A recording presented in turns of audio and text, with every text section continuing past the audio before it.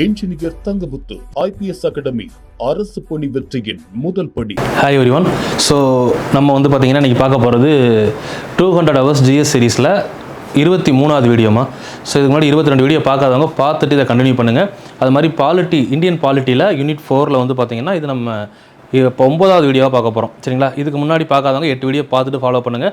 இந்திய அரசியலமைப்பின் சிறப்பு இயல்புகள் அப்படிங்கிற பார்ட்டில் ஆல்ரெடி வந்து பார்த்தீங்கன்னா ஒரு பார்ட் கம்ப்ளீட் பண்ணிட்டோம். 2வது பார்ட் இதில் வந்து நீண்ட எழுதப்பட்ட அரசியலமைப்பு, பிற நாடுகளிலிருந்து பெறப்பட்டது, இதை தனியாக மேப் வரைஞ்சு பார்க்குறோம்னு சொல்லியிருக்கோம். அடுத்த கிளாஸில் கடந்த காலத்தின் தொடர்ச்சி, நெகிழும் நெகிழாத்தன்மையுடையது, ஒற்றை குடியுரிமை, நாடாளுமன்ற முறை அரசாங்கம், அடிப்படை உரிமை, அரசு நெறிமுறை கோட்பாடு, அடிப்படை கடமை வரைக்கும் முடிச்சிட்டோம். சரிங்களா? ஸோ இப்போ இந்த 10 பாயிண்ட்டுமே என்ன சொல்ல வர்றாங்கன்னா, நம்ம அரசியலமைப்பு நம்ம கண்ட்ரிக்குன்னு நம்ம எழுதியிருக்கோம் இல்லைங்களா, இது மற்ற கண்ட்ரியிலேருந்து எப்படி வேரி ஆகுது, நம்ம கண்ட்ரியில் எழுதப்பட்ட அரசியலமைப்புக்கு என்னென்ன சிறப்பு தன்மையெல்லாம் இருக்குது, அதை தான் நம்ம இதில் பார்த்துருக்கோம். சரிங்களா? ஸோ இது மட்டும் இல்லாமல் இன்னும் சில சிறப்புகள் இருக்குது. ஸோ அதை தான் இன்றைக்கி பாட்டில் பார்க்க போகிறோம். கூட்டாட்சி தன்மை இல்லை, ஒற்றையாட்சி, வயது வந்தோர் வாக்குரிமை, இதெல்லாம் இந்த பாயிண்ட் தெரிஞ்சால் போதும். நம்ம உள்ளே எக்ஸ்பிளைன் பண்ணுற எல்லாமே. பட் இதில் முக்கியமான விஷயங்கள் நம்ம அடுத்த அதில் இப்போ எப்படி நம்ம பிற நாடுகளிலிருந்து பெறப்பட்ட அரசியலமைப்பு பார்க்குறோமோ அதே மாதிரி முகப்புரை தனியாக பார்க்கணும். முகப்புரை வந்து நம்ம இந்திய அரசியலமைப்பில் ஒரு சிறப்பு. முகப்புரையில் நம்ம இந்திய அரசியலமைப்பு எதை சொல்ல போகுது அப்படிங்கிற விஷயத்த ஷார்ட் அண்ட் ஸ்வீட்டாக கொடுக்குறது தான் நம்ம முகப்புரைன்னு சொல்கிறோம். சரிங்களா? நம்ம ஒரு புத்தகத்தில் முகப்புரை அப்படிங்கிறது அந்த புத்தகத்துக்குள்ளே இருக்கக்கூடிய அனைத்து பக்கங்களையும் விவரிக்கக்கூடிய ஒரு ஷார்ட் ஸ்டோரி அப்படின்னு நம்ம சொல்லலாம். ஸோ இதை வந்து சொன்னவர் ஜவஹர்லால் நேரு. அமெரிக்காவிலேருந்து நம்ம எடுத்திருப்போம். சரிங்களா? ஜவஹர்லால் நேரு தான் கொண்டு வந்திருப்பார். அப்ஜெக்டிவ் ரிசொல்யூஷன், குறிக்கோள் தீர்மானம், நம்மளோட குறிக்கோள் என்ன அப்படிங்கிற விஷயத்த ஷார்ட்டாக சொல்கிறது தான் நம்ம என்ன சொல்லியிருப்போம் அப்படின்னா முகப்புரை அப்படின்னு நம்ம பிரியாம்பிளாக இப்போ நம்ம ஃபாலோ பண்ணிக்கிட்டு இருக்கோம். இந்த பிரியாம்பிள் நான் உங்களுக்கு வரிசையாக வருவேன். அடுத்து பிரியாம்பிள் கிளாஸ் வரப்போது என்ன பண்ணுவோம் அப்படின்னா, பிரியாம்பிள் கொண்டு வரும்போது 1950களில் நடைமுறைப்படுத்தப்படும் பொழுது இந்த முகப்புரை எப்படி இருந்துச்சு, அதுக்கப்புறம் 1976ல் இந்திரா காந்தி கொண்டு வந்த முதல் சட்ட திருத்தத்தின்படி திருத்தப்பட்ட பின் முகப்புரை எப்படி இருக்குது, இந்த ரெண்டையும் கம்பேர் பண்ணி முகப்புரையோட ஒரிஜினல் பேஜை எடுத்து வச்சே பார்த்துருவோம். அப்போனா உங்களுக்கு அந்த கிளாரிட்டி கிடைக்கும். சரிங்களா? அதனால் ரவுண்ட் பண்ணியிருக்கலாம் தனியாக சொல்ல போகிறேன். இங்கே முகப்புரைன்னு சிம்பிளாக சொல்லிட்டு போயிடுவோம். அங்கே நம்ம தனியாக பார்க்கணும். இதெல்லாம் தனி டாபிக். 3 அடுக்கு அரசாங்கம் தனி டாபிக். இடஒதுக்கீடு பாருங்கள், இடஒதுக்கீடு ரிசர்வேஷன், இதை தனியாக 2 வீடியோ போட்டிருக்கேன். பார்க்காதவங்க முன்னாடி போய் பார்த்துருங்க. இது கரெக்டாக இப்போ 19, 18வது வீடியோவில் பார்த்தீங்கன்னா தெரியும் உங்களுக்கு. இடஒதுக்கீடை பற்றி சொல்லியிருப்பேன். அந்த வீடியோ கம்ப்ளீட் பண்ணிடுங்க. 2 வீடியோ கிட்டத்தட்ட 4 மணி நேரத்துலேருந்து 2லேருந்து 2.5 மணி நேரம் கண்டென்ட் இருக்கும். அது ஃபுல்லாக பார்த்தீங்கன்னா இடஒதுக்கீடு பற்றி எல்லாமே தெரியும். இந்த இடஒதுக்கீடு நம்ம இந்தியாவுக்குள்ளே இருக்கக்கூடிய ஒரு ஸ்பெஷல் ஃபியூச்சரில் சொல்கிறாங்க அரசியலமைப்பில். சரிங்களா? முதலாக சட்டத்தின்படி கொடுக்கப்பட்டதுன்னு பார்த்தீங்கன்னா ஆல்மோஸ்ட் வந்து பார்த்தீங்கன்னா ஒரு 22.5 தான் கொடுத்துருப்பாங்க. ஒரு 15 SC + ST 7.5. ஸோ அதுக்கப்புறம் பிசிக்கான ரிசர்வேஷன் கொண்டு வரப்பட்டு அது கொடுக்கக்கூடாதுன்னு சொல்லி எதிர்ப்புகள் வந்து மறுபடியும் அதை ரிசர்வேஷனாக கன்வெர்ட் ஆகி இப்போ கடைசியாக சென்ட்ரல் கவர்மெண்ட் கிட்டத்தட்ட 59.5% இடஒதுக்கீடையும், ஸ்டேட் கவர்மெண்ட்டில் நம்ம தமிழ்நாடு 69% இடஒதுக்கீடையும் கொண்டு வந்த வரைக்கும் நம்ம அதில் முடிச்சிருக்கோம். இந்த இடஒதுக்கீடு நம்மகிட்ட இருக்கக்கூடிய அமைப்புகளில் ஒரு அரசியலமைப்பில் சிறப்பு அமைப்பு, சிறப்பு இயல்பு அப்படின்னு சொல்கிறாங்க. அதுக்கப்புறம் நெருக்கடி நிலை, அது என்னென்ன 3 நெருக்கடி பார்க்க போகிறோம். ஸோ நெருக்கடினா ஒன்றும் கிடையாது, ஒரு சிறிய குழு, அதாவது நம்ம மாநிலங்கள் நெருக்கடிக்கு உள்ளாகும் பொழுது அந்த மாநிலத்தோட கண்ட்ரோல் ஃபுல்லாக நம்ம மத்தி, அதாவது ஒன்றிய அரசிடம் சென்றுவிடும் அப்படிங்கிறதா நெருக்கடி நிலையில் ஷார்ட் அண்ட் ஸ்வீட்டாக சொல்லணும்னா. ஒரு நெருக்கடி நிலையை 3ஆக பிரிப்பாங்க. தேசிய நெருக்கடி, தென் மாநில நெருக்கடி, தென் நிதி நெருக்கடி. இது வரைக்கும் நிதி நெருக்கடி வரவே இல்லை. இதை நான் எக்கனாமிக்ஸ்லேயே தெளிவாக சொல்லியிருப்பேன். சரிங்களா? நிதி நெருக்கடி வரக்கூடிய சிச்சுவேஷனில் தான் 1991 எல்பிஜி வந்துச்சு. அப்போ நம்ம அந்த ஸ்டோரியை தெளிவாக பார்த்தோம். ஸோ அந்த நெருக்கடியை பற்றி இங்கே பார்ப்போம். சட்ட திருத்தம், இது தனி கண்டென்ட்டுமா. ஆர்டிகல் 368 இதுக்குள்ளே இருக்கக்கூடிய 106 சட்ட திருத்தத்தையும் நம்ம படிக்கணும். அதனால் ரவுண்ட் பண்ணியிருக்கேன், தனியாக படிக்க போகிறோம். இதெல்லாம் சின்னதாக இருக்கும். இப்போ இதில் முக்கியமாக நான் சொல்ல வேண்டியது ஒரு 5 ஏரியா மட்டும் நம்ம இதில் சொல்லிவிட்டு இந்த ரவுண்ட் பண்ணியிருக்கலாம் தனியாக பார்க்க போகிறோம். இப்போ நமக்கு இதில் முடிஞ்சிடும். அது மாதிரி சுதந்திரமான அமைப்புகள் இது தனியாக பார்க்கணும். இப்போ நான் இங்கே சொல்லிடுவேன் எந்தெந்த அமைப்புலாம் சுதந்திரமான அமைப்பு, இண்டிபெண்டன்ட் பாடி அப்படின்னு சொல்லிடுவோம். அதுக்கப்புறம் அந்த ஒவ்வொரு பாடியும் ஓப்பன் பண்ணி பார்க்கணும். சுதந்திரமான அமைப்புகள் அப்படின்னு சொன்னால் அரசியலமைப்பு கண்ட்ரோலில் இருக்கும், அரசியலமைப்பின் படி இருக்கலாம், அந்த அமைப்புகளை வந்து வேறு யாரும் தலையிட முடியாது அப்படிங்கிறது தான் சுதந்திரமான அமைப்புகள். இது இல்லாமல் கான்ஸ்டியூஷனல் பாடி, நான் கான்ஸ்டியூஷனல் பாடி அப்படின்னு பிரிச்சிருப்பாங்க. சரிங்களா? ஸோ அதெல்லாம் பின்னாடி ஒன்று பார்க்கலாம். தென் ஆட்சி மொழியை ஆல்ரெடி நம்ம அட்டவணையிலேயே பார்த்துருப்போம். அட்டவணை 8 பகுதி 17 மொத்தம் இப்போ வந்து பார்த்திங்கன்னா ஆட்சி மொழி மொத்தம் 22 மொழிகள் இருக்குது. ஸோ அது ஸ்டார்டிங்லேருந்து நம்ம எத்தனை மாநிலங்கள் பிரிக்கப்படும் பொழுது எப்படி மொழிகள் பிரிக்கப்பட்டது, எந்தெந்த சட்ட திருத்தத்தின்படி கொண்டு வரப்பட்டது எல்லாம் உள்ளே சொல்கிறேன். அட்டவணை சரத்து, அட்டவணை முடிச்சாச்சு. சரிங்களா? இதெல்லாம் சேர்த்து தான் உங்களுக்கு நான் சிறப்பியல்புகள்னு சொல்லியிருக்கேன். புக்கில் கரெக்டாக 17 கொடுத்துருப்பாங்க. நான் ரவுண்ட் பண்ணதெல்லாம் அடிஷ்னலாக கொண்டு வந்திருக்கேன். இதெல்லாம் தனி பார்ட்டாக வரும், முன்னாடியே சொல்கிறேன். ஓகே, இப்போ அப்படியே நம்ம பார்த்ததுலேருந்து கண்டினியூ பண்ணலாமா? அப்படியே நோட்ஸ் எடுத்துக்கோங்கம்மா. இது முடிச்சதுக்கப்புறம் இந்த பிடிஎஃப் வருமா, ஒரு பார்ட் ஆரம்பித்தோம்னா முடிச்சுட்டு அந்த பிடிஎஃப் நம்ம குரூப்பில் கொடுப்போமா. அது மாதிரி இன்னும் நமக்கு தேசிய வருவாய் அப்படின்ற டாபிக் எக்கனாமிக்ஸில் ஒரு பார்ட் முடிச்சிருக்கோம், இன்னொரு பார்ட் இருக்குது. அதை போட்டுட்டு அதுக்கான பிடிஎஃப் நம்ம உங்களுக்கு அப்லோட் பண்ணிடுவோம். சரிங்களா? நீங்கள் முடிய அப்படியே ஃபாலோ பண்ணுங்கள். உங்களோட வேலை படிச்சுக்கிட்டே இருங்க. நான் ஆல்ரெடி சொன்ன மாதிரி 4 மணிக்கு மேக்ஸ் கிளாஸ் மே 18 ஆரம்பிக்க போது. காலையில் கரெக்டாக 1 மணி நேரம் இல்லை 1.5 மணி நேரம் 4 மணிக்கு எந்திரிச்சு 5:30 வரை கிளாஸ் அட்டன் பண்ணிட்டீங்களா, அதுக்கப்புறம் உட்காந்து உங்கள் ரொட்டீன் ஒர்க்கை ஸ்டார்ட் பண்ணிடுங்க. மேத்தமெட்டிக்ஸாக அந்த 1.5 மணி நேரத்திலே விட்டுருங்க. கரெக்டாக அந்த டைமை கரெக்டாக பண்ணாமல் ஒரு 1/2 hour ரிவிஷன் போதும். அதை தூக்கி வச்சுட்டு அடுத்து ஃபுல்லாக நீங்கள் படிக்க ஆரம்பிச்சிடலாம். மேக்ஸ் கஷ்டம்னு நினச்சவங்களுக்கு மேக்ஸ் ஈஸியாக போகுது. அதே மாதிரி நம்ம படிக்கிறதுக்கு டைம் இல்லை, நம்ம தூங்கிக்கிட்டே இருக்கோம்னு நினைக்கிறவங்களுக்கு காலை 4 மணிக்கு எந்திரிச்சிட்டிங்கனாலே போதும், உங்களோட டே சூப்பராக போக ஆரம்பிச்சிடும். இந்த ஒரே ஒரு விஷயத்துக்காக தான் நான் என்னையை கஷ்டப்படுத்தி 4 மணிக்கு எந்திரிச்சு வரேன் உங்களுக்காக. ஸோ தயவு செஞ்சு மே 18க்கு அப்புறம் எல்லாருமே 4 மணிக்கு எந்திரிச்சு இப்போ இருந்து ஸ்டார்ட் பண்ணுவோம். இன்னும் கரெக்டாக ஒரு 3 மாதம், ஜூன், ஜூலை, ஆகஸ்ட், செப்டம்பர் மாதம் குரூப் 1 வருது, அதுக்கடுத்து குரூப் 2, அதுக்கடுத்து குரூப் 4, வரிசையாக எக்ஸாம் கிளியர் பண்ணணும்னா நம்ம இப்போ இருந்தே ப்ராக்டிஸ் பண்ணணும். 1 or 2 days நம்ம மிஸ் ஆனால் கூட போக போக எல்லாருமே கரெக்டாக எடுத்து 4 மணிக்கு ரொட்டீனாக எந்திரிக்க ஆரம்பிச்சிருவோம். கண்டிப்பாக அந்த வருஷம் எல்லாருமே வேலைக்கு போக போகிறோம். சரிங்களா? ஃபோக்கஸாக இருங்க. சரி, நம்ம இது பார்த்துடலாமா? போன கிளாஸ் நிப்பாட்டினதுக்கப்புறம் இதுவரை நம்ம போன கிளாஸ் பார்த்துருந்தோம். அதாவது அடிப்படை கடமை வரை. இப்போ சுதந்திரமான மற்றும் ஒருங்கிணைந்த நீதித்துறைன்னு பார்க்க போகிறோம். சுதந்திரமான இண்டிபெண்டன்ட் அண்ட் இன்டகிரேட்டட் ஜுடிஷியரி அப்படின்னா என்ன சொல்ல வராங்கன்னு பாருங்கள். இந்தியாவில் நீதிமன்றமானது சட்டமன்றம் மற்றும் நிர்வாகத்துறையின் தலையீடு இல்லாத தன்னாட்சி பெற்ற அமைப்பு. அதான் சுதந்திரமான அமைப்பு. யாருடைய தலையீடும் இல்லாமல் சுதந்திரமாக செயல்படக்கூடிய அமைப்பில் நீதித்துறையும் ஒன்று. Then what is integrated? ஒருங்கிணைந்தனா என்ன அப்படின்னு பார்த்தீங்கன்னா, சுதந்திரமான அமைப்பு தான், ஆனால் அதுக்குன்னு ஒரு சில புரோட்டோக்கால் இருக்குது. நம்ம மாவட்ட நீதிமன்றத்தில் நீதி கிடைக்கல, நம்ம அடுத்த லெவல் போகணும் அப்படின்னா மாவட்டத்திலேருந்து அதுக்கு எங்கே போகலாம்? சபார்டினேட் கோர்ட்லேருந்து டிஸ்ட்ரிக்ட் போகலாம், டிஸ்ட்ரிக்ட்லேருந்து ஹைகோர்ட்டு, ஹைகோர்ட்டுக்கு அப்புறம் எங்கே போக முடியும்? Supreme court. இந்த மாதிரி அப்பீலிங் ஆர்டர் இருக்கு இல்லைங்களா, இந்த ஆர்டர் தான் இன்டகிரேட்டட், ஒன்னோட ஒன்று ஒருங்கிணைந்தது. இந்த ஆர்டரில் தான் என்ன பண்ண முடியும்? அப்பீல் பண்ண முடியும். ஸோ இந்த விஷயத்தை நம்ம என்ன சொல்கிறோம் அப்படின்னு கேட்டிங்கன்னா, ஒருங்கிணைந்த 2 concept, independent and integrated. So அப்போது முதல் கான்செப்ட் புரிஞ்சுக்கணும். ஃபர்ஸ்ட் என்ன சொல்கிறாங்க? இந்தியாவில் நீதிமன்றம் சட்டமன்றம் மற்றும் நிர்வாகத்துறையின் தலையீடு இல்லாமல். ஃபர்ஸ்ட் சட்டமன்றம், நிர்வாகத்துறை, நீதித்துறை, இந்த 2 தலையீடு இல்லாத தன்னாட்சி பெற்ற அமைப்பு அப்படின்னு சொல்கிறாங்க. அதோட மீனிங் தான் இண்டிபெண்டன்ட் அப்படின்னு அர்த்தம். தென் அதிகார எல்லைப்படி நேரடி மேல்முறையீடு, நீதி புனராய்வு. ஸோ இதுதான் அதிகார எல்லைப்படி. அந்த ரீஜியனுக்குள்ளே அவங்க என்ன பண்ணலாம்? நேரடி மேல்முறையீடு பண்ணலாம், நீதி புனராய்வு பணிகளை செய்யலாம், இதெல்லாம் சொல்கிறாங்க. இது எல்லாமே வந்து பார்த்தீங்கன்னா நமக்கு இன்டகிரேட்டட் அப்படிங்கிற பாயிண்ட் கீழே வரும். அந்த இன்டகிரேட்டடுக்கான ப்ரோட்டோக்கால் தான் நான் கீழே சொல்லியிருக்குது. ஒருங்கிணைந்த அப்படின்னா எந்த மாதிரியான ப்ரோட்டோக்கால் இருக்கும்? Subordinate court, district court, high court, அதுக்கப்புறம் சுப்ரீம் கோர்ட், இதுக்கு பேர் இன்டகிரேட்டட். ஸோ அப்போ நீங்கள் தனியாக இண்டிபெண்டன்ட் சொல்கிறீங்களே, அப்போ அவங்களுக்கு என்னெல்லாம் சிறப்புகள் இருக்குன்னா, தனியாக அப்பாயின்மெண்ட் பண்ணுறதுக்கான தனி கொலிஜியம் இருக்குது, அவங்களுக்குன்னு தனியான டென்யூர் பதவி காலம் இருக்குது, ஸோ அவங்களுக்குன்னு தனியான சேலரி. அது மாதிரி நீதித்துறையில் இருக்கக்கூடிய நீதி தலைவர்கள், அதாவது உச்சநீதிமன்ற நீதிபதி, உயர்நீதிமன்ற நீதிபதிகளை பதவி நீக்கம் செய்வதற்கு தனியாக வழிமுறைகள் இருக்குது. இது எல்லாமே அது சுதந்திரமான அமைப்பு, அதுக்காக தனியாக செட்டப் இருக்குன்றதை காமிக்கிறது தான் இந்த பார்ட். இது இன்டகிரேட்டட், ஒன்றோட ஒன்று ஒருங்கிணைந்தது.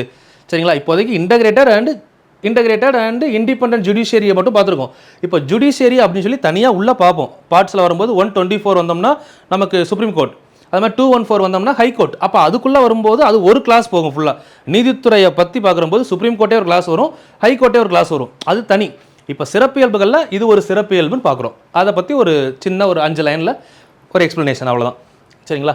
ஸோ இதில் வந்து பார்த்தீங்கன்னா அமெரிக்கா நாட் இன்டகிரேட்டட், அதுக்கு ஒரு எக்ஸாம்பிள். நம்ம இன்டகிரேட் சொல்லணும், அமெரிக்கா நாட் இன்டகிரேட்டட் என்ன அப்படின்னா, ஃபெடரல் கோர்ட் வந்து ஃபெடரல் சிஸ்டமும் ஸ்டேட் ப்ராப்ளம் சால்வ் பண்ணுறதுக்கு ஸ்டேட் கோர்ட்டும் ஃபாலோ பண்ணுறாங்கன்னு சொல்கிறாங்க. சரிங்களா? ஃபெடரல் கோர்ட் வந்து ஃபெடரல், ஸ்டேட் ப்ராப்ளம்ஸை சால்வ் பண்ணுறதுக்கு ஸ்டேட் கோர்ட்டு, மாநிலங்கள் தனி, மத்திய அரசு தனி அப்படின்னு சொல்கிறாங்க. சரிங்களா? அடுத்து கூட்டாட்சி தன்மையுள்ள ஒற்றையாட்சி. இதில் பாருங்கள் தெளிவாக சொல்ல, கூட்டாட்சி தன்மையுள்ள ஒற்றையாட்சி. ஸோ கூட்டாட்சி அப்படின்னா என்னென்னா, மத்திய அரசும் மாநில அரசும் இணைந்து செயல்படுவதை கூட்டாட்சின்னு சொல்கிறோம். சிம்பிளாக சொன்னோம்னா, நார்மலாகவே மத்திய அரசும் மாநில அரசும் இணைந்து தான் செயல்படுவாங்க. நம்ம இந்தியா வந்து கூட்டாட்சி. இதில் எப்போவாவது நெருக்கடி நிலை வந்தால், தேசிய நெருக்கடியோ இல்லை ஆட்சி அமைக்க முடியாத நிலையோ வந்தால், அந்த காலத்தில் கொண்டு வரப்படுவது தான் ஒற்றையாட்சி. குடியரசுத் தலைவர் ஆட்சின்னு சொல்லுவோம், ஆளுநர் ஆட்சின்னு படிச்சிருப்போம். இந்த 2 விஷயங்கள் வந்து எப்போ வருதுன்னா ஒற்றையாட்சியை குறிக்கும் போது வருது. ரெண்டுமே இருக்குல்ல, நம்ம வந்து தனித்தன்மையோடு நம்ம மாநிலங்களை ஒரு கட்சி பெரும்பான்மை பெறும் பொழுது அந்த கட்சி மாநிலத்தை ஆட்சி செய்யும். அதே டைமில் மத்திய ஆட்சி செய்யக்கூடியது என்ன அப்படின்னு பார்த்தீங்கன்னா மத்திய அரசு. ஸோ ரெண்டும் டிஃப்ரெண்ட் கவர்மெண்ட்ஸ், பட் 2 பேரும் சேர்ந்து செயல்படுவதுக்கு பேர் கூட்டாட்சி. இதுவே ஒரு கட்சி பெரும்பான்மை பெற முடியாத சுச்சுவேஷனில் அந்த டைமில் டைரெக்டாக வந்து பிரசிடென்ட் ரூல் கொண்டு வர்றது, இதை வந்து என்ன சொல்கிறோன்னா ஒற்றையாட்சின்னு சொல்கிறோம். சென்ட்ரல் கவர்மெண்ட் ரூல் இங்கேயும் வருதா, ஒரே ஆட்சி நடைபெறும் போது ஒற்றையாட்சி. ஸோ இதுதான் சொல்லக்கூடியதுமா. இந்தியா பிரிக்கக்கூடிய மாநிலங்களை கொண்டிருந்தாலும் பிரிக்க முடியாத ஒன்றியத்தை கொண்டுள்ளது. சரிங்களா? மாநிலங்கள் பிரிக்கலாம், ஆனால் ஒன்றியம் ஒன்று தான் எல்லாத்துக்கும். தென் சாதாரணமான நாட்களில் கூட்டாட்சி தன்மை கொண்டிருக்கக்கூடியது. நெருக்கடி நிலையின் போது ஒற்றையாட்சி தன்மையில் நடைபெறும். 352 பிரசிடென்ட் ரூல் சொன்னேன் இல்லைங்களா? சாதாரணமாக இருக்கும்போது கூட்டாட்சி தான், ஆனால் ஏதாவது நெருக்கடி காலத்தில் என்ன ஆகும் அப்படின்னு பார்த்தீங்கன்னா டைரெக்டாக பிரசிடென்ட் ரூல் வந்துடும். அப்படி வரும்போது ஒற்றையாட்சி தன்மையாக மாறும் அப்படின்னு சொல்கிறாங்க. அப்போது நம்ம கான்ஸ்டியூஷன் புக்கில் ஒற்றையாட்சிக்கான ஒரு சில குறியீடுகள் இதெல்லாம் இருக்கிறதுனால ஒற்றையாட்சின்னு சொல்லலாம், இதெல்லாம் இருந்தால் கூட்டாட்சின்னு சொல்லலாம் அப்படின்னு பிரிக்கிறாங்கல்ல, அந்த தன்மைகள் என்னென்னு பார்க்குறோம். கூட்டாட்சி, சென்ட்ரல் ப்ளஸ் ஸ்டேட் 2 பேர் இருக்காங்களா, கூட்டாட்சி. தென் பவர் டிஸ்ட்ரிபியூஷன், 2 பேருக்கு அதிகார பகிர்வு இருக்கா, கூட்டாட்சிக்கான ஒரு எவிடன்ஸ். அடுத்து எழுதப்பட்ட அரசியலமைப்பு, சுதந்திரமான அமைப்பு, ஈரவை நாடாளுமன்றம், தென் ராஜ்யசபா லோக்சபா, நெகிலா அரசியலமைப்பு. இதெல்லாம் வந்து பார்த்தீங்கன்னா இதுக்கு example England, France, Japan, Sri Lanka இவங்கெல்லாம் வந்து பார்த்தீங்க அப்படின்னா எதுக்கு எக்ஸாம்பிள்னா கூட்டாட்சிக்கு எக்ஸாம்பிள். கூட்டாட்சி நாடுகளில் இந்த அமைப்புகள்லாம் இருக்கும் அப்படின்னு சொல்கிறோம். ஸோ அப்போ ஒற்றையாட்சி நாடுகளில் என்னெல்லாம் இருக்கும்? அப்போது ஆல் பவர்ஸ், இதில் என்ன சொல்ல வராங்கன்னா ஆல் பவர்ஸ் ஆர் கான்சன்ட்ரேட்டட் இன் சென்ட்ரல் கவர்மெண்ட். எல்லா அதிகாரமும் மத்திய அரசிடம் மட்டுமே உள்ளது. அதான் சொன்னேன், நெருக்கடி நிலையப்போ என்ன பண்ணுவாங்க, மத்திய அரசே வந்து மாநிலத்தை ரூல் பண்ணுவாங்கல்ல, அதுதான் ஒற்றையாட்சிக்கு ஒரு எக்ஸாம்பிள். சரிங்களா? ஸோ இதில் வந்து சபார்டினேட்ஸ் ஆர் பிரசிடென்சி. ஒருங்கிணைந்த நீதித்துறை ஒன்றை கொண்டுள்ளது. ஒற்றை குடியுரிமை சொல்கிறோம்ல, ஒற்றை குடியுரிமை அப்படின்னு சொல்லும்போது என்ன சொல்ல வர்றாங்க, சென்ட்ரல் கவர்மெண்ட் நம்மளோட குடியுரிமை என்ன, சிட்டிசன்ஷிப் இந்தியன், தனியாக வந்து ஸ்டேட்டுக்குன்னு கிடையாதுல்ல. அப்போ இது எதை இண்டிகேட் பண்ணுது அப்படின்னு பார்த்தீங்கன்னா ஒற்றையாட்சி அப்படிங்கிறத இண்டிகேட் பண்ணுது. ஒருங்கிணைந்த நீதித்துறை, இன்டகிரேட்டட், ஹை லெவல் பவர் யார்கிட்ட தான் இருக்குது, சுப்ரீம் கோர்ட்டில் தான் இருக்குது, ஒருங்கிணைந்த நீதித்துறை. அடுத்து நெகிழும் அரசியலமைப்பு, எக்ஸாம்பிள் யூகே. சரிங்களா? நெகிலா அரசியலமைப்பு அப்படிங்கிறது என்ன சொல்லலாம், அமெரிக்கா. நெகிழும் அரசியலமைப்பு யூகே. தென் சமமற்ற அதிகார பகிர்வு, ஆர்டிகல் 246, சமமற்ற அதிகார பகிர்வு. தென் தேர்தல் ஆணையம் 324, இதெல்லாம் சுதந்திரமான அமைப்புகள். தென் நெருக்கடி நிலை 352, 356, 360, இதெல்லாம் எதை குறிக்குது, சென்ட்ரல் கவர்மெண்ட்டுக்கு தான் பவர் இருக்குன்றதை குறிக்குது. அப்போ இதில் என்ன சொல்ல வர்றாங்க, இதெல்லாம் ஒற்றையாட்சி தன்மைக்கான ஒரு சில எடுத்துக்காட்டுகள். இதெல்லாம் இருந்துச்சுன்னா அந்த கண்ட்ரி ஒற்றையாட்சி அப்படின்னு சொல்கிறாங்க. நம்மக்கிட்ட அங்கே இருக்கக்கூடிய ஈரவையும் இருக்குது, இங்கே இருக்கக்கூடிய ஒற்றை குடியுரிமையும் இருக்குது, நெகிழும் அரசியலமைப்பு இருக்குது, சமமற்ற அதிகார பகிர்வு இருக்குது. அப்போ என்ன சொல்ல வர்றாங்க, ஃபுல்லாகவே கன்கரண்ட் லிஸ்ட் இருக்குல்ல நமக்கு சமமற்ற அதிகார பகிர்வில். ஸோ அப்போ இதில் சொல்ல வர விஷயம் என்னன்னா, கூட்டாட்சிக்குள்ள ஒரு சில தன்மைகளும் நம்ம இந்தியாவில் உள்ளது, அதே நம்ம இந்திய அரசியலமைப்பில் ஒற்றையாட்சிக்குள்ள தன்மைகளும் உள்ளது. அதனால தான் நம்ம இந்திய அரசியலமைப்பு சிறப்பு இயல்பா என்ன சொல்ல வர்றாங்க, கூட்டாட்சி தன்மையுள்ள ஒற்றையாட்சி அப்படின்னு சொல்கிறாங்க. ஓகேவா? இந்த இதுக்கு எக்ஸாம்பிள் வந்து பார்த்தீங்கன்னா நீங்கள் யூஎஸ்ஏ, சரிங்களா, USA, Switzerland, Australia, Russia, Brazil, Canada, Argentina, இது எல்லாமே வந்து பார்த்தீங்கன்னா ஒற்றையாட்சிக்கு எக்ஸாம்பிள். நெக்ஸ்ட் வந்து பார்த்தீங்கன்னா கூட்டுறவு கூட்டாட்சி அப்படின்னு சொன்னவர் யாருன்னா கிரான்வில் ஆஸ்டின். இதெல்லாம் சொல்லியிருக்காங்கம்மா. கூட்டுறவு கூட்டாட்சின்ற வார்த்தையை கூறியவர் ப்ரீவியஸ் இயர் கொஸ்டின். தென் அரைகுறை அல்லது பகுதியளவு கூட்டாட்சின்னு சொன்னவர் கேசி வியர். அதிகார குவிப்பு கூட்டாட்சி, அதாவது மையத்துவத்தை கொண்ட கூட்டாட்சி, அதிகாரம் ஃபுல்லாகவே வந்து பார்த்தீங்க அப்படின்னா சென்ட்ரல் கவர்மெண்ட் மேலே தான் குமிஞ்சிருக்குன்னு சொல்லியிருப்பார். சொன்னவர் யாருன்னா ஐவர் ஜென்னிங். தென் பேரம் பேசும் கூட்டாட்சி சொன்னவர் மோரிஸ் ஜோன்ஸ். கட்டமைப்பில் கூட்டாட்சி, ஆன்மாவில் ஒற்றையாட்சின்னு சொன்னவர் கேசி வியர். ஆல்ரெடி எங்கே பார்த்தோம், கேசி வியர் அரைகுறை கூட்டாட்சி அப்படின்னு சொல்லியிருப்பார்ல. கட்டமைப்பில் கூட்டாட்சி, ஆன்மாவில் ஒற்றையாட்சி சொன்னவர் யார் அப்படின்னா கேசி வியர். இவங்க எல்லாமே வந்து சொல்கிறதுக்கு தான் கூட்டாட்சின்னு சொல்கிறீங்க, ஆனால் எல்லாமே எங்கே இருக்குது, சென்ட்ரல் கவர்மெண்ட் கையில் தான் இருக்குது அப்படின்ற மாதிரி பேசியிருப்பாங்க. ஃபுல்லாகவே கூட்டாட்சின்னு சொல்லிட்டு ஒற்றையாட்சி தான் நடக்குதுன்னு சொல்லியிருப்பாங்கம்மா. அடுத்து வந்து பார்த்திங்கன்னா வயது வந்தோர் வாக்குரிமை. அடுத்த சிறப்பியல்பு வயது வந்தோர் வாக்குரிமை. ஒரு நபருக்கு ஒரு வாக்குரிமை, ஒரு நபருக்கு ஒரு ஆளுக்கு ஒரு ஓட்டு தான் ஃபஸ்ட்டு, அது ஒன்று முக்கியமான விஷயம்.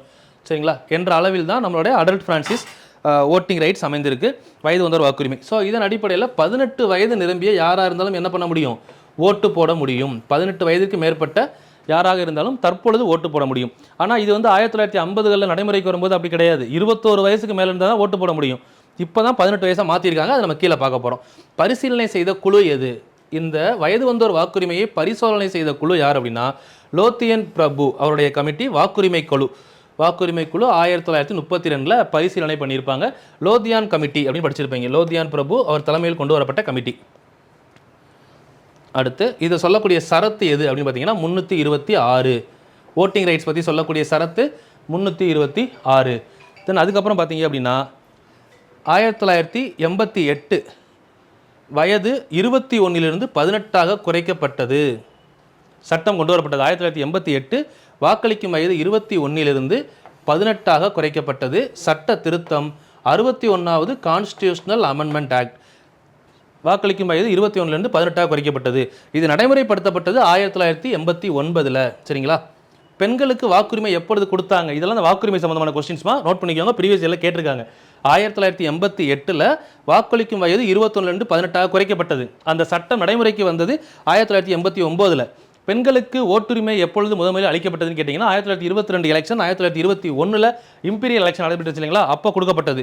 தென் 1893 முதலாக பெண்களுக்கு ஓட்டுரிமை, ஃபர்ஸ்ட் ஓட் ஃபார் உமன் யார் கொடுத்தாங்க அப்படின்னு பார்த்தீங்கன்னா ஓட்டிங் ரைட்ஸ் நியூசிலாந்து. 1971 இது ரெண்டுமே book back question. 1971 Switzerland, 1833 New Zealand. ரெண்டுமே ஒரே மாதிரி ரைமிங்கில் வரும், தப்பு பண்ணுவோம், நல்லா புரிஞ்சுக்கணும். 1893 இந்த இயரில் இதுக்கு முன்னாடி 4 விஷயம் நான் சொல்லியிருக்கேன் போன வீடியோ மீன்ஸ் போன டாப்பிக்கில். 1893 என்னென்ன நடந்துச்சு, அன்னி பெசண்ட்டை பற்றி ஒரு விஷயம் வந்திருக்கும், விவேகானந்தரை பற்றி ஒரு விஷயம் வந்திருக்கும், ரெட்டமலை சீனிவாசனை பற்றி ஒரு விஷயம் வந்திருக்கும். ஸோ இதில் வாக்குரிமையை இப்போ ஆட் பண்ணிக்கோங்க, கீழே தெரிஞ்சால் கமெண்ட்டில் சொல்லிடுங்க. சரிங்களா? நியூசிலாந்தில் முதலாக பெண்களுக்கு ஓட்டுரிமை வழங்கப்பட்டது 1993. 1971 சுவிட்சர்லாந்தில் முதலாக பெண்களுக்கு ஓட்டுரிமை வழங்கப்பட்டது. 1920 அமெரிக்காவில் பெண்களுக்கு ஓட்டுரிமை வழங்கப்பட்டது.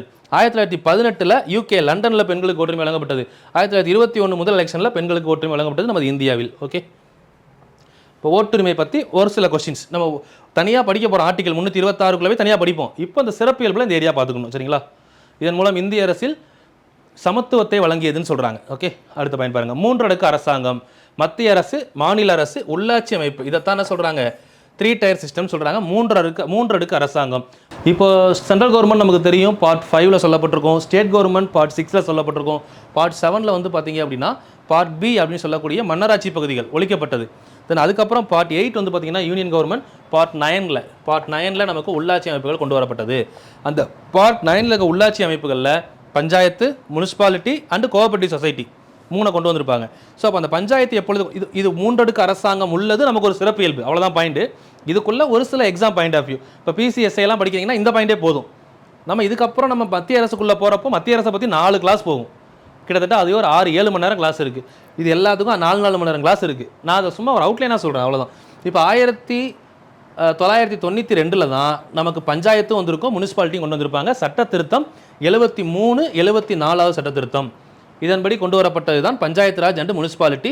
பகுதி 9, 9A அப்படின்னு சொல்லுவாங்க. பகுதி 9 கொண்டு வரப்பட்டது பஞ்சாயத்து. பகுதி 9A வந்து என்னன்னு பார்த்தீங்க அப்படின்னா municipality. 9B cooperative society. So இது கொண்டு வரப்பட்டது 1992. அது மாதிரி பஞ்சாயத்து ராஜில் உள்ள பணிகள் எத்தனைன்னு கேட்டாங்கன்னா 29 பணிகள். முனிசிபாலிட்டியில் உள்ள பணிகள் எத்தனைன்னு கேட்டாங்க அப்படின்னா 18 பணிகள். இதன் மூலமாக அட்டவணையில் சேர்க்கப்பட்ட பகுதி 1992 சேர்க்கப்பட்ட பகுதி எதுன்னு கேட்டீங்க அப்படின்னா 11, 12. 11 பஞ்சாயத்து, 12 முனிசிபாலிட்டி. சரிங்களா? ஓகே, ஸோ அப்போ பஞ்சாயத்தை பற்றி சொல்லக்கூடிய ஆர்டிக்கிள் எது இங்கேயே படிச்சிருங்க. அதையும் 243 243O வர பஞ்சாயத்தை பற்றி சொல்லக்கூடியது. முனிசிபாலிட்டி பற்றி சொல்லக்கூடியது 243P 243HG வர. சரிங்களா? அடுத்து கோஆபரேட்டிவ் சொசைட்டி பற்றி சொல்லக்கூடியது 243ZH 243ZT வர கோஆபரேட்டிவ் சொசைட்டி பற்றி சொல்லக்கூடியது. இந்த கோஆபரேட்டிவ் சொசைட்டி எந்த வருஷம் சேர்க்கப்பட்டது? இப்போ நம்ம 12வது அட்டவணையில் முனிசிபாலிட்டியோட நிப்பாட்டிட்டோம். இந்த கோஆபரேட்டிவ் சொசைட்டியை 9B கொண்டு வந்தாங்க இல்லைங்களா, அதை எப்போ கொண்டு வந்தாங்க அப்படின்னு பார்த்தீங்கன்னா 97வது constitutional amendment 2011 previous year question. 97வது சட்ட திருத்தம் 2011 சேர்க்கப்பட்டது. சரிங்களா? இந்த விஷயங்கள் வந்து பார்த்தீங்கன்னா சிறப்பியல்பில் இவ்வளோ பாயிண்ட் போதும். சரிங்களா? அதுக்கப்புறம் இடஒதுக்கீடை பொறுத்தவரை 1909, 1919 எல்லா எலெக்ஷன்லையும் இடஒதுக்கீடை பற்றி பேசியிருப்பாங்க. ஸோ நமக்கு ஆஃப்டர் ரிபப்ளிக் தென் அதுக்கப்புறம் வந்து பார்த்தீங்க அப்படின்னா குடியரசுக்கு அப்புறம் நம்மளுமே வந்து பார்த்தீங்கன்னா முதலாக இடஒதுக்கீடு வழங்கப்பட்டதுன்னு பார்த்தோம்னா 22.5% பார்த்தோம். ஸோ அதுக்கப்புறம் அது 25.5ன்றது 41 மாறி 41, 49% மாறி இப்போ சென்ட்ரல் கவர்மெண்ட் 59.5% இடஒதுக்கீடையும் இன்க்ளூடிங் 10% ஓசி ரிசர்வேஷன். ஓசின்னு சொல்கிறத விட நம்ம என்ன சொல்லலாம், எக்கனாமிக்கலி பேக்வர்ட் செக்ஷன் ரிசர்வேஷன் இருக்கு இல்லைங்களா, அதோட சேர்த்து 59.5%. தமிழ்நாட்டில் 69% ரிசர்வேஷனோட சேர்த்து இப்போ கரண்டில் இருக்கிறது. ஸோ இது வரைக்கும் இருக்கிறது நம்ம இப்போ இடஒதுக்கீடுன்னு படிக்கிறோம். இதை கொண்டு போய் 9th ஷெட்யூலில் வச்சாங்கன்னு படிக்கிறோம். ஆனால் 9th ஷெட்யூலில் வச்சதுக்கு அப்புறமும் இதை திருத்த முடியும்னு படிச்சிருக்கோம். இது எல்லாமே இடஒதுக்கீடு அப்படிங்கிற ஒரு பாயிண்டில் படிச்சிருக்கோம். அந்த இடஒதுக்கீடு நம்மளுடைய இந்திய அரசியலமைப்பில் ஒரு சிறப்பியல்பு தான் அப்படின்னு சொல்கிறாங்க. ஏன்னா யாரெல்லாம் பின்தங்கி இருக்காங்களோ அவங்க மேலே கொண்டு வரதுக்கான ஒரு முடிவு இல்லை, அது ஒரு சிறப்பியல்புன்னு சொல்கிறாங்க. தென் அதுக்கப்புறம் பார்த்தீங்கன்னா நெருக்கடி நிலை, எமர்ஜென்சி ப்ரொவிஷன்ஸ், இது ஒரு சிறப்பியல்பு. இதில் 3 வகையான நெருக்கடி இருக்குது. 352, 356, 360. 352 ஆர்டிகல் என்ன சொல்லுதுன்னு பார்த்தீங்கன்னா தேசிய நெருக்கடி, 356 மாநில நெருக்கடி, 360 நிதி நெருக்கடி, மொத்தம் 3 வகையான நெருக்கடி சொல்லப்படுது. இதில் தேசிய நெருக்கடி வந்து பார்த்தீங்கன்னா இதில் வார், எக்ஸ்டர்னல் அக்ரஷன் இதெல்லாமே வந்து பார்த்தீங்கன்னா தேசிய நெருக்கடியை சொல்லுவாங்க. நம்ம தனியாக படிப்போமா இதை? இப்போதைக்கு இது என்னன்னு தெரிஞ்சுக்கோங்க. முக்கியமாக இந்த 3 ஆர்டிகல் அடிக்கடி கொஸ்டின் வருது. 352, 56, 60. தேசிய நெருக்கடி, மாநில நெருக்கடி, நிதி நெருக்கடி. இது வரைக்கும் இந்தியாவுக்கு வராத நெருக்கடி எதுன்னு கேட்டிங்கன்னா நிதி நெருக்கடி. சரிங்களா?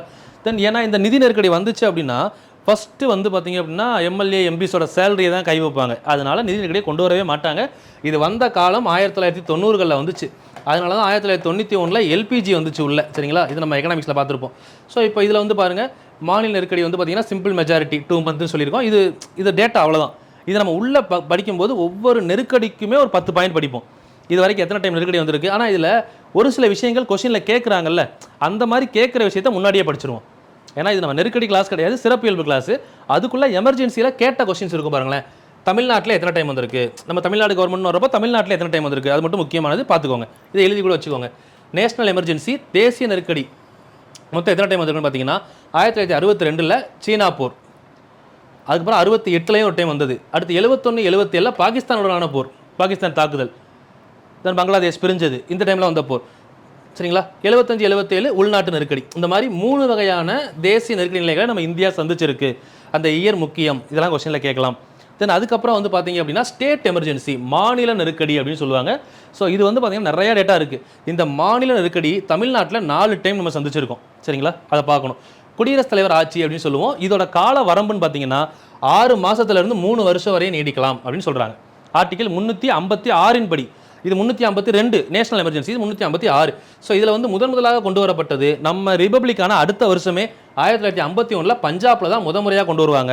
இதுவரை பஞ்சாப் எத்தனை முறை மாநில நெருக்கடியை சந்தித்துள்ளதுன்னு கேட்டாங்கன்னா 8 முறை. தமிழ்நாடு 4 முறை. அந்த 4 முறையும் நம்ம பார்த்துருவோம். ஏன்னா நம்ம தமிழ்நாட்டில் இருக்கோம், பார்த்துடணும். சரிங்களா? தென் 356 படி கலைக்கப்பட்டது மணிப்பூர். இதோட எத்தனை டைம் கேட்டிங்கன்னா 10 டைம். அதிக முறையாக கலைக்கப்பட்டது மணிப்பூர் தான், 10 முறை. அதுக்கடுத்து 9 முறை வந்து பார்த்தீங்கன்னா கேரளா, யூபி, இது முக்கியம், 9 முறை. அதுக்கப்புறம் இது வரைக்கும் நடைபெறாதது எங்கே அப்படின்னு கேட்டிங்கன்னா தெலுங்கானா, சத்தீஸ்கரில் இது வரைக்கும் நெருக்கடி வரவே இல்லை. சரியா? அதுக்கப்புறம் வந்து பார்த்தீங்கன்னா அதிக முறை நெருக்கடியை சந்தித்த மாநிலம் எதுன்னு கேட்டால் மணிப்பூர் 10 டைம். அதிக முறையாக நெருக்கடியை சந்தித்த யூனியன் பிரதேசம் எதுன்னு கேட்டாங்கன்னா புதுச்சேரி, பாண்டிச்சேரி 6 டைம் நெருக்கடியை சந்திச்சிருக்காங்க மாநில நெருக்கடி. தென் ஷார்ட்டஸ்ட் ரொம்ப குறுகிய காலத்தில் பார்த்தீங்கன்னா கர்நாடகா. சரிங்களா? கர்நாடகா வெறும் 7 நாள் மட்டும் பிரசிடென்ட் ரூலுக்கே வந்திருக்கும். அதுக்கப்புறம் அதிக நாள் சந்திச்சது யாருன்னு பார்த்தீங்கன்னா பஞ்சாப். 5 வருஷம் பிரசிடென்ட் ரூல் இருந்திருக்கும். அங்கே அதிக காலம் நீடிச்சிருக்கும். சரிங்களா? வந்தது தான் பஞ்சாப் அப்படின்னு பார்த்தா அதிக காலம் இருந்ததும் யார் தான்? பஞ்சாப். அதை கொஞ்சம் தெளிவாக பார்த்துக்கணும். அது மாதிரி அதிக முறை இருந்தது அப்படின்னு கேட்டாங்கன்னா மணிப்பூர். ரெண்டுக்குள்ள டிஃப்ரென்ஸ் நல்லா பார்த்துக்கோங்க. தமிழ்நாட்டில் 4 முறை எப்போ பண்ணுறதை பார்த்துக்கலாமா? ஏன்னா இது கொஞ்சம் முக்கியம், எழுதி பாக்ஸ் பண்ணி வச்சுக்கோங்க. தமிழ்நாட்டில் டேட்டோட கொடுத்துருக்கேன். 31/1/1976 டு 30/6/1977 கலைஞர் பீரியடில். 17/2/1980 இது ஒரு 4 மாதம். அதாவது இங்கே வந்து பார்த்தீங்கன்னா மந்த்தை கூட எழுதிக்கலாம். இங்கே ஒரு 5 மாதம் நீடிச்சிருக்கும். அடுத்து ஒரு 4 மாதம் நீடிச்சிருக்கும் எம்ஜிஆர் பீரியடில். அடுத்து ஜானகி ராமச்சந்திரன் இருந்தாங்கல்ல, ஆட்சி கலைக்கப்பட்டதில்லை, அந்த டைமில் வந்திருக்கும். ஜானகி ராமச்சந்திரன் எம்ஜிஆர் இறந்த உடனே வந்திருப்பாங்க. அடுத்த அதில் ஆட்சி 1 இயரில் கலைச்சிருப்பாங்க அவங்கள. அதில் ஆல்மோஸ்ட் வந்து பார்த்தீங்கன்னா கரெக்டாக வந்து பார்த்தீங்கன்னா 7/1 21/89 வரை 1 இயர் இருந்திருக்கும் ஜானகி ராமச்சந்திரன் பீரியடில். சரிங்களா? அதுக்கப்புறம் 30/1/91 29/6/91 இதே டைம் அங்கே எல்பிஜி இருந்துச்சுனால தேசிய நெருக்கடி, அதே டைமில் இங்கே இருந்தது கலைஞர் பீரியடில். கலைஞர் பீரியடில் தான் டிஎம்கே பீரியடில் 2 டைம் வந்து நம்ம மாநில நெருக்கடியை சந்திச்சிருக்கோம். ஏடிஎம்கே பீரியடில் 2 டைம் சந்திச்சிருக்கோம். ஒன்று வந்து எம்ஜிஆர் காலத்தில், இன்னொன்று ஜானகி ராமச்சந்திரன், எம்ஜிஆரோட ஒய்ஃப் ஜானகி ராமச்சந்திரன் இருந்தாங்களா அந்த காலத்தில். ஸோ இதை கொஞ்சம் படிச்சுக்கோங்க. சரிங்களா?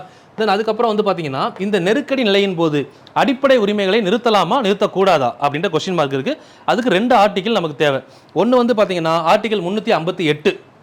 ஆர்டிக்கிள் 358 படி ஆர்டிக்கிள் 19 முழுவதும் தானாக நிறுத்தப்படும். சரிங்களா? ஆட்டோமேட்டிக்காக ஆர்டிக்கிள் 19 ஸ்டாப் ஆயிரும். சரிங்களா? ஆனால் ஆர்டிக்கிள் 359 படி ஆர்டிக்கிள் 20 மற்றும் 21 நிறுத்த முடியாது. இந்த 2 ஆர்டிக்கிள் நம்ம தேசிய நெருக்கடி காலத்தில் நம்ம எனக்கு பேசுறதுக்கு உரிமை இருக்குது, எனக்கு வந்து கூட்டம் கூட்டுறதுக்கு உரிமை இருக்குது, அங்கே பெரிய வார் நடந்துகிட்டு இருக்குது, அங்கே போய் நான் கூட்டம் கூட்டுவேன்னு போகலாமா? போகக்கூடாது. அதான் ஆட்டோமேட்டிக்காக ஸ்டாப் ஆயிடுது. ஆர்டிக்கிள் 358 சொல்லுது. சரிங்களா? அடுத்த ஆர்டிக்கிள் 20, 21 தனி மனித சுதந்திரம். இந்த மாதிரி கருத்துக்கள் வந்து பார்த்தீங்கன்னா எந்த ஒரு காலத்திலையும் தடுக்க முடியாது. சரிங்களா? வார் நடக்குது, வீட்டில் இருக்கவங்களை பிடிச்சிட்டு போய் நம்ம ஜெயிலில் போட முடியுமா? போடக்கூடாது. ஸோ நான் ஒரு எக்ஸாம்பிளுக்கு சொல்கிறேன், நம்ம உள்ளே வரும்போது தெளிவாக படிப்போம். இங்கே ஒரு இப்போ தான் படிக்க ஆரம்பிக்கிறீங்க, சேலியன் ஃபீச்சர்ஸ் தான் வர்றீங்க, அவங்களுக்கு எந்த லெவல் புரியுமோ அந்த லெவல் நான் சொல்கிறேன். சரிங்களா? அப்போ ஆர்டிகல் 358 59 படிச்சுக்கணும். இதில் என்ன கன்ஃபியூஸ் ஆச்சுன்னு வைங்களேன், 59 இங்கே 9 இருந்தால் அங்கே 19 வராது. இந்த ரெண்டையும் சில பேர் கன்ஃபியூஸ் பண்ணிக்கிறாங்க. இங்கே 9 இருக்குல்ல, அதாவது இங்கே 9 இருந்தால் இங்கே 9 இல்லை, இங்கே 8 இருக்குது, இங்கே 9 வந்திருக்கா, அதை மாற்றிருக்கோம். சில பேர் 359 தான் ஆர்டிகல் 19 நிறுத்துதுன்னு சொல்கிறாங்க. அப்படி கிடையாது, கன்ஃபியூஸ் ஆகுறாங்க. 358 என்ன சொல்லுதுன்னா ஆர்டிகல் 19 முழுவதும் நெருக்கடி காலத்தில் தானாக நிறுத்தப்படும் தேசிய நெருக்கடி எப்போ அப்படின்னு சொல்கிறாங்க. ஸோ அதே மாதிரி ஆர்டிகல் 359 என்ன சொல்லுதுன்னா 20 21 நிறுத்த முடியாதுன்னு சொல்லுது. தெளிவாக பார்த்துக்கணும். சரிங்களா? நெருக்கடியை பார்த்தோன்னா ஒரு சில ஃபீச்சர்ஸ் அவ்வளோதான், இன்னும் நிறையா உள்ளே இருக்குது. அடுத்து பாருங்களேன், சுதந்திரமான அமைப்புகள். சுதந்திரமான அமைப்புகள் எதெல்லாம் சொல்லலாம்? சிஏஜி, தலைமை கணக்கு மற்றும் தணிக்கை ஆய்வாளர். இவங்கெல்லாம் வந்து பார்த்தீங்கன்னா சுதந்திரமாக செயல்படக்கூடிய அமைப்புகள். Controller of auditor general. சொல்லக்கூடிய ஆர்டிக்கல் எது அப்படின்றதையும் நம்ம பார்க்கணும். இதை பற்றி சொல்லக்கூடிய ஆர்டிக்கல் என்ன அப்படின்னு பார்த்தீங்கன்னா சரத்து 148. சரிங்களா? ஸோ அதுக்கப்புறம் வந்து பாருங்கள், நிதி ஆணையம். நிதி ஆணையம் சரத்து 280 படி செயல்படக்கூடியது, சுதந்திரமான அமைப்பு. இதெல்லாமே இண்டிபெண்டன்ட் பாடிஸ் அப்படின்றதெல்லாம் வரக்கூடியது. சரிங்களா? அடுத்து மத்திய பொது பணியாளர் தேர்வாணையம், UPSC, union public service commission. So இதெல்லாமே வந்து பார்த்தீங்கன்னா 14க்குள்ளே வரக்கூடியதுமா. சரத்து 315 இதை பற்றி சொல்கிறது, ஆர்டிகிள் 315. தேர்தல் ஆணையம் சரத்து 324. இதுவும் ஒரு சுதந்திரமான அமைப்பு, நம்ம ஆல்ரெடி படிச்சிட்டோம். சுதந்திரமான மற்றும் ஒருங்கிணைந்த நிதித்துறை படித்தோம், ஒரு point. Independent and integrated judiciary அதில் பார்த்தோம்ல. ஸோ இதை பற்றி சொல்லக்கூடிய பார்ட் வந்து பார்த்தீங்கன்னா பார்ட் 15. ஸோ இந்த அமைப்புகள் எல்லாம் நமக்கு வந்து சுதந்திரமான அமைப்புகள். தென் 1947 முதல் ஐஏஎஸ் ஐபிஎஸ் போஸ்ட் தான் இருந்திருக்கும். ஸோ அதுக்கப்புறம் தான் வந்து பார்த்தீங்கன்னா ஐஎஃப்எஸ் 1963 கொண்டு வரப்பட்டு 66 நடைமுறைப்படுத்தப்பட்டிருக்கும். இந்த பாயிண்ட் எக்ஸ்ட்ரா சேர்த்துக்கோங்க. ஐஏஎஸ் ஐபிஎஸ் எல்லாம் போஸ்ட்டில் இருந்தது தான், ஆனால் ஐஎஃப்எஸ் புதுசாக கொண்டு வந்திருப்பாங்க. கொண்டு வந்தது 63 கொண்டு வந்து 66 நடைமுறைப்படுத்தியிருப்பாங்க. சரிங்களா? இப்போ சொன்னோம்னா ஈஸியாக ஐஏஎஸ் ஐபிஎஸ் ஐஎஃப்எஸ் அப்படின்னு சொல்கிறோம்ல, அந்த போஸ்ட் வந்ததே 63 தான். அந்த ஒரு பாயிண்ட் மட்டும் அடிஷனலாக படிச்சுக்கோங்க. ஸோ இப்போ நான் சொன்ன விஷயங்களோட சேலியன் ஃபீச்சர்ஸை ஸ்டாப் பண்ணிடலாம். ஏன்னா அது போய்கிட்டே இருக்கும். ஒவ்வொரு ஃபீச்சர்ஸையும் நம்ம ஒரு கிளாஸ் எடுக்கலாம். இப்போ நம்ம அதுக்கடுத்து டேரெக்டாக எங்கே போக போகிறோம் அப்படின்னா முகப்புரை. அதுக்கப்புறம் வந்து பார்த்தீங்கன்னா உங்களுக்கு எங்கெங்கேருந்து எந்தெந்த சோர்ஸஸ் எடுத்தாங்க, sources borrowed from what are the countries, எந்தெந்த கண்ட்ரீஸ்லேருந்து எடுத்தாங்க.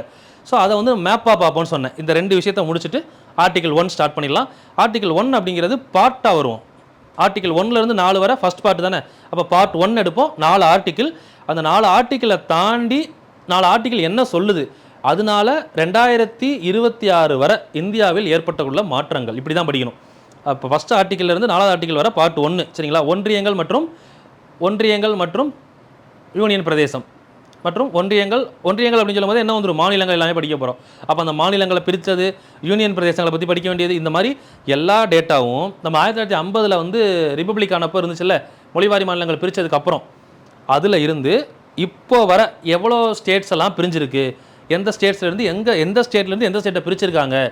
ஸோ அப்போ அதனால் எங்கே இந்த மக்கள் பாதிக்கப்பட்டாங்க. இப்போ ஜம்மு காஷ்மீர் வந்து மறுபடியும் கொண்டு வந்தாங்களே இந்தியாவில் தனி சிறப்பு அந்தஸ்து கொடுக்கப்பட்டிருந்த ஒரு ஸ்டேட்டு, அதை மறுபடியும் கொண்டு வந்து என்ன பண்ணிட்டாங்க, இந்தியாவோட இணைச்சிட்டாங்க.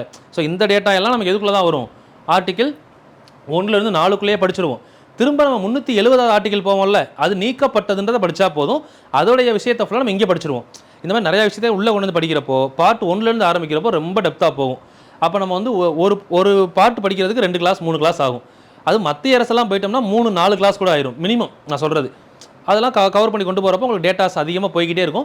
ஸோ அப்படியே 1 by 1 போகலாம். நீங்கள் ஸ்டடி பண்ணிட்டே வாங்க. மெயினாக 4 மணி மேக்ஸ் திரும்ப சொல்கிறேன், மறந்துடாதீங்க.